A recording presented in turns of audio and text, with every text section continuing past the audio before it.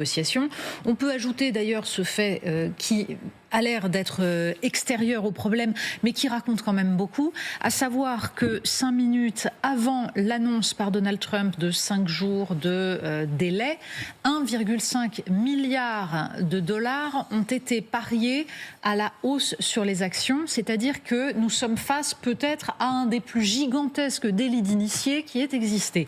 C'est pas un précédent, il avait déjà fait ça. Dans la mesure où il l'avait déjà fait, on peut soupçonner que c'est le même phénomène. Non, mais c'est important de le dire. C'est-à-dire qu'il y a... Trump savent effectivement qu'il va prendre sa décision. Il y a des gens qui savent, et c'est en tout petit circuit, puisque cette décision est prise dans le bureau ovale de façon immédiate. Et donc, nous avons dans ce monde des gens qui se font un maximum d'argent pendant que d'autres meurent, pendant que la paix du monde est en danger. Ça, il faut bien le souligner pour comprendre dans quelle configuration géopolitique nous sommes.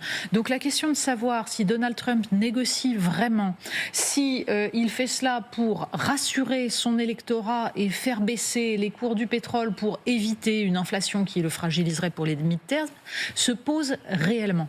Derrière cela, qu'il y ait partout des